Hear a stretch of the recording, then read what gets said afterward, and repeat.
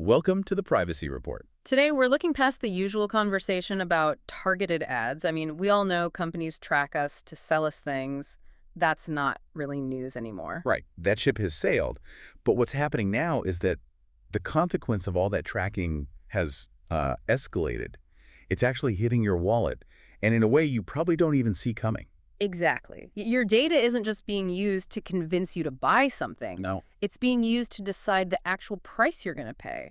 This is what's called individualized pricing, or maybe a better term is surveillance pricing. Yeah. It is the most direct way that all this surveillance gets monetized against you, the consumer. It's the point where your privacy loss translates, dollar for dollar into a higher cost. It's a mechanism that turns your digital behavior into wealth extraction. Before we really get into how this all works, just a quick reminder that if you want more context on topics like this, you can subscribe to our email newsletter over at theprivacyreport.net. Okay, so let's get into this. We really need to understand what this pricing model is, how it functions under the hood, and what practical steps we can actually take to limit its impact. I think to start, we have to draw a really clear line. Surveillance pricing it's a strategy where the price you see is customized based on a company's profile of you. Of you as an individual. Right. It's not based on the normal things like, cost of production or inventory or what the market demand is. So the key factor for the price is shifting from the product to the person. And that personalization, I assume, relies on a staggering amount of data. It does. I mean, think of it like an algorithm's optimization problem. It needs all these data points, your location, demographics, your browsing history, what device you're on. But the key ingredient, the one that really defines this whole system, is something called inferred financial stress. Inferred financial stress. No. That sounds less like data science and more like a tool to exploit vulnerability. How do they even infer that? It's just pattern recognition, really. If the algorithm sees you browsing pages for, say, payday loans or credit card relief, maybe even just a lot of coupon sites, Okay. or maybe you only shop late at night, all these little signals start to build a profile that suggests you might be financially constrained. On the flip side. On the flip side, if you often abandon a shopping cart with expensive items in it, only to come back a few days later and buy them anyway, that signals a higher willingness to pay. Less price sensitivity. It helps them find your exact financial pain point. So the AI is essentially estimating the absolute maximum price you'll accept before you just walk away. And if you seem desperate or vulnerable, that price goes up. That is the core function. And this leads us to a really, really important distinction that often gets confused. Oh. The difference between this and traditional dynamic pricing. Right, because we're all used to dynamic pricing. Concert tickets get more expensive as the show sells out, or an Uber costs more during a rainstorm. Exactly. Dynamic pricing responds to public market conditions. It's visible, and for the most part, it's predictable. If there's a hurricane warning, plywood prices go up for everyone in that area. But surveillance pricing, that operates on a totally hidden individual profile. Yeah. And this is where it gets really interesting. Two people could be sitting right next to each other looking at the exact same laptop online, but one person sees a higher price. A significantly higher price. Yeah, just because they have a different browsing history or maybe a more expensive phone or a profile that suggests they have a higher income. And that price difference is presented with zero transparency. The invisibility is the whole point. It's the mechanism of the harm. Because you can't comparison shop anymore. You can't. If the price is customized just for you, what are you comparing it to?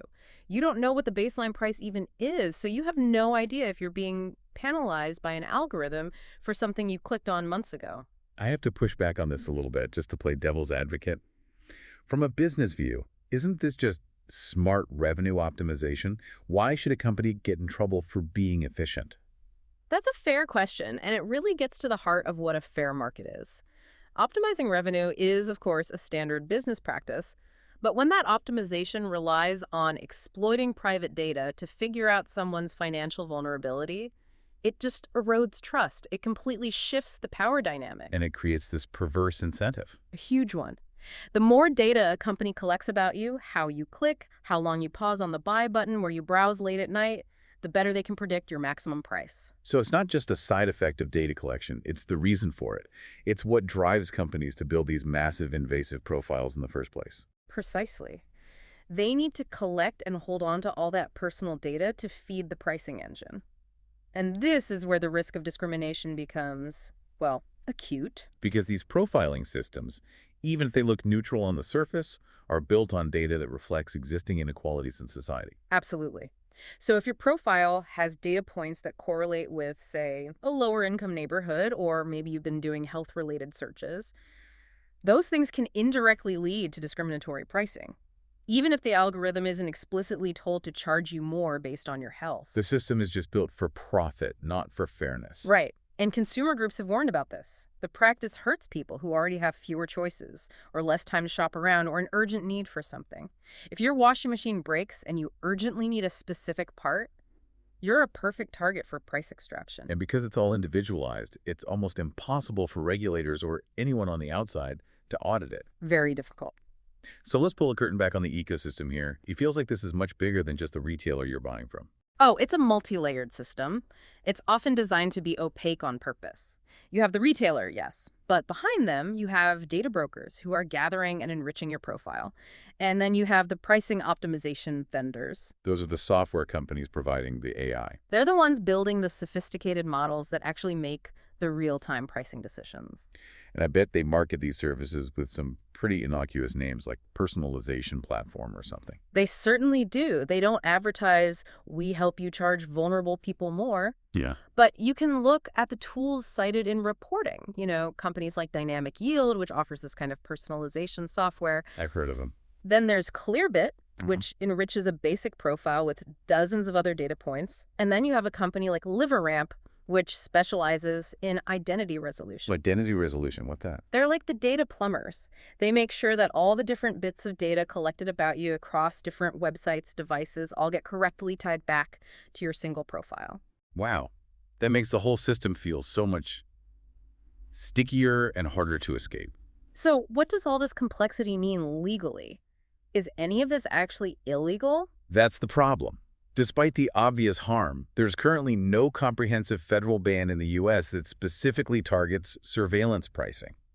And that regulatory gap is exactly why we're starting to see legislative proposals to fix it. Which brings us to a really significant one that's been proposed, the One Fair Price Act of 2025. Yes, this is a direct attempt to create that baseline of fairness. The goal would be to prohibit companies from setting these individualized prices based on your personal data. It tries to close that very specific loophole the AI systems are using. And it's important to clarify for everyone listening, this isn't about stopping all price differences, right? Not at all. It specifically allows for transparent discounts, like for students or seniors and for loyalty programs. The key is that those have to be transparent and you have to opt in. The goal is to stop the hidden profiling that sets your price. And does the proposal have any teeth? It does. It would empower the FTC and state attorneys general to enforce it. And this fits into the broader context. The FTC has already said it's concerned about algorithmic pricing and the harm it causes. So regulators are definitely focused on this space. Okay, so while we wait for legislation, which is always slow, we need some practical advice. If our personal data is the fuel for these pricing engines, how can we reduce the signal that we're sending out? That's exactly the right way to frame it. You want to make yourself look like a generic customer, a ghost. If the algorithm has no data, it has nothing to calculate. So let's start with the basics. Digital Hygiene 101. First, you have to relentlessly limit cross-site tracking. That means using a privacy-focused browser or, installing content blockers. If they can't follow your journey from a loan comparison site to a retailer, that profile on you stays thin. The inferred financial stress marker just never fully develops. Okay, and what about just being logged into an account? That seems like a huge risk. It's massive. Avoid staying logged in when you're just checking prices, especially for big purchases like flights or electronics. When you're logged in, you give them a stable anchor to connect all the data to. So logging out or using incognito mode until the very last minute when you're ready to buy, that breaks the anchor. It does. It's a simple step, but it's very effective. Your anonymous browsing history is one thing, but your browsing history directly linked to your account, that's gold for them. What about location? Does that play a role? It can. Using a VPN or even just separate browser profiles can help mitigate that location-based profiling. If the system can't consistently pin your IP address to a high-income zip code, that's one less input they can use to inflate your price. And then I guess there's a final step. The only way to really know if you're being targeted? You have to do the manual work. Always compare prices across different devices and different networks before a big purchase. So check on your work computer. Check on your work computer, check on your phone using cellular data, And then check on your home laptop. If you see a big price difference, well, then you know you're being profiled. And beyond these personal actions, we have to support the regulations and the companies that are actually committed to fair pricing. Voting with your wallet matters here. It really does. All these steps together, they dramatically reduce the amount of exploitable data that companies can get from you. No single step is perfect, but collectively, you become a much less predictable and much less profitable target for these systems. That's a powerful takeaway. We've really reached a point where our clicks and our habits aren't just currency for ads anymore. They're the direct mechanism for, well, for personal wealth extraction. This invisible price tag is the new frontier of privacy harm. And that leads to a final, I think, profound thought for you to consider. If a company uses AI that knows the absolute maximum price you are willing to pay for something, does the concept of a fair market price even exist anymore? That's something to really think about before your next big online purchase. Absolutely. Thank you for tuning in.